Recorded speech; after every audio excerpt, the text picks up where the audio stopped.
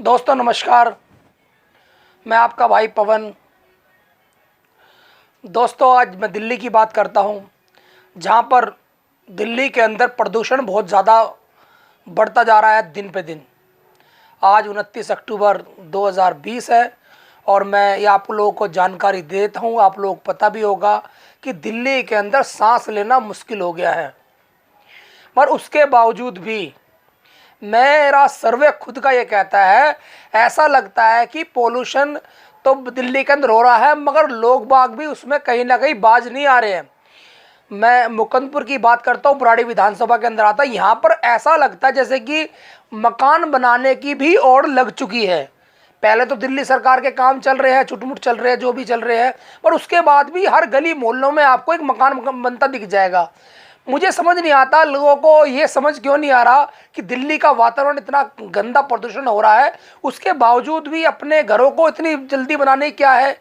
क्या मटेरियल ख़त्म होने वाला है, या कोरोना के चलते कोई लेट हो गए थे? क्या ऐसा कोई बात है? और बहुत सारे लोग अपने घर के आसपास भी कूड़ा जला देते हैं, जिससे कि पोल्यूशन होता है। बहुत सारे लोग अपने घरों को झाड़ते हैं तो इतने गलत तरीके से झाड़ते हैं कि सारी मिट्टी रोडों पर धूल मिट्टी की तरह आती है। दोस्तों समझ पता नहीं लोगों कब आएगी। सारी बातें सरकार पर छोड़ देती है, नेताओं पर छोड़ देती है, देश के बड़े बड़े पदाधिकारियों पर छोड़ देती है, जैसे कि सारे काम वही करेंगे। जनता का फ़र्ज़ नहीं बनता? जनता का फ़र्ज़ बनता है। ये सारे काम सबसे पहले जनता को करने पड़ेंगे। नेता तो एक प्रतिनिधि करने के लिए होता है और आपकी सोच पर वो चुना जाता है।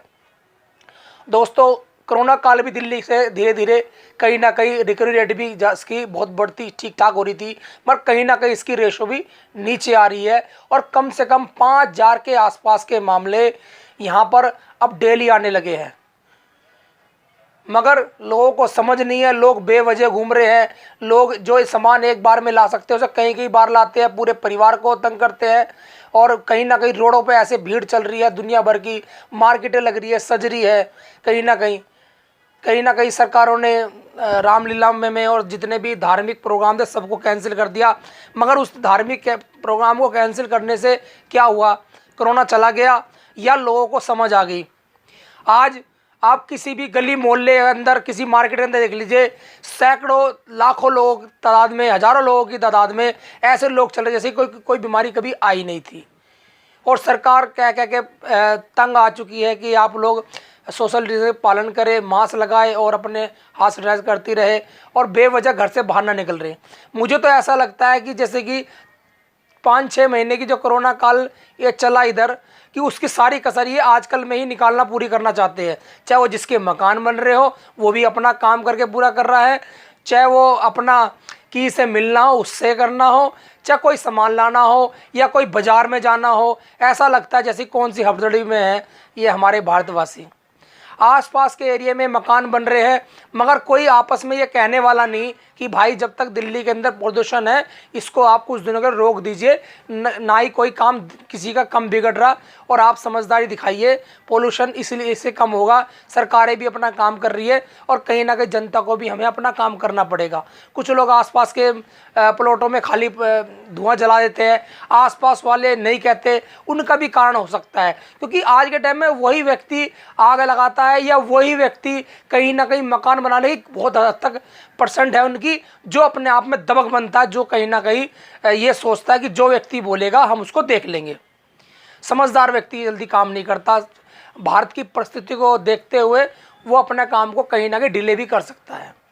दोस्तों भारत के लोगों को बुद्धि पता नहीं कब आएगी, खासकर मैं दिल्ली और खासकर जो मैं देखता हूँ बुराड़ी विधानसभा के अंदर, लोगों में ऐसा लग रहा है जैसे कि कोई होड़ सी मची हुई है कि जितना ज़्यादा हो सके पोल्यूशन करो, जितना ज़्यादा हो सके जो सरकार बात कहे वो बात ना मानी जाए। और कहीं ना कहीं दोस्तों बड़े दुख के साथ कहना पड़ रहा है, सरकार भी हर हथकंडे अपना के कहीं ना कहीं मुझे लगता है परेशान हो चुकी है। सरकारें ज़्यादा हथकंडे अपनाती है तो कहीं ना कहीं सरकार को जनता इसलिए दोष दे देती है कि वो ये उसकी पार्टी काम कर रही है तो वो पार्टी काम कर रही है। दोस्तों पार्टी पॉलिटिक्स छोड़िए और हर सरकार के वो निर्देशों का पालन कीजिए जो कि हो सके और जिससे कि हमारे भारत के लोग स्वच्छ रह सके, इसकी स्वच्छता पोल्यूशन से मुक्त रह सके। और आप लोग अपने घर के आस बुजुर्ग देखिए, एमसीडी पहले ही हड़ताल पे गई हुई है, उनको तनख्वाह नहीं मिली कई महीनों से। बहुत सारे कर्मचारी तो बेचारे इतने अच्छे हैं कि वो उनको तो तनख्वाह मिलनी चाहिए, पर 80-85% तो वो निकम्मे लोग जाके हल्ला मचा रहे हैं। जिन्होंने उनसे पूछा जाए तुमने क्या किया, वो अपना काम नहीं गिनवा सकते। उन्होंने 2-3 साल तक क्या काम किया वो बता नहीं सकते, सिर्फ उनको तनख्वाह चाहिए। दोस्तों, सरकार है कहीं ना कहीं एमसीडी को प्राइवेट करने के लिए बहुत सारे लोग सोच रहे हैं, पर कहीं ना कहीं कर नहीं पाते, क्योंकि चुनाव का इसमें एक बहुत बड़ा रोल है। क्योंकि कहीं ना कहीं छुटमैये नेता जो है ना उससे बनते हैं, और आगे जाके वो सोचते हैं कि हम इसी से चुनाव लड़के अपना नेतागिरी कर लेंगे। मगर देश की राजधानी दिल्ली या अन्य बहुत भारत के राज्य बहुत सारे जो गड्ढे में गए हुए हैं, इन सफाई सरकार के हाथ में जो सफाई व्यवस्था है और नहीं कर पाते। तो ऐसे ही जैसे कि दिल्ली के अंदर एनडीपीएल को पहले भारत सरकार ने, इसका नाम क्या है, सरकार से प्राइवेट किया था, और कहीं ना कहीं बहुत सारे संस्थाओं को प्राइवेट किया है। उन संस्थाओं को आप देख सकते हो, आप लोग उन संस्थाओं के अंदर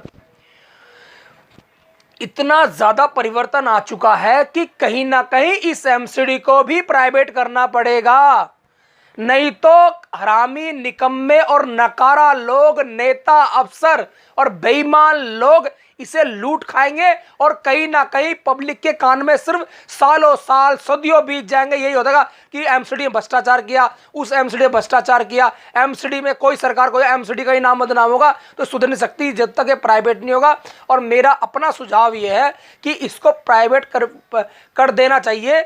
जिस जिस क्षेत्र में समस्या ज़्यादा उत्पन्न होती हो उस क्षेत्र में, उस गली मोहल्ला या कुछ पर्टिकुलर एरिया को प्राइवेट करके देख लो, पता लग जाएगा कि जो हराम की जो पैसे खा रहे हैं जनता के टैक्स के, वो कैसे ये लोग कर रहे थे। प्राइवेट होती सबकी जिम्मेदारी तय होगी। जय हिंद, भारत माता की जय। और पोल्यूशन से जरा घर में रहिए, और पोल्यूशन ना करे ना करने दे, और मकान के लिए कुछ जो हो सके तो किसी को रुकवा दीजिए। एमसीडी छुट्टी पे गई है, और अपने आसपास साफ सफाई रखिए, और कहीं पर भी कूड़ा खुले में न डाले, हमेशा कूड़ेदान में डाले। जय हिंद, भारत माता की जय।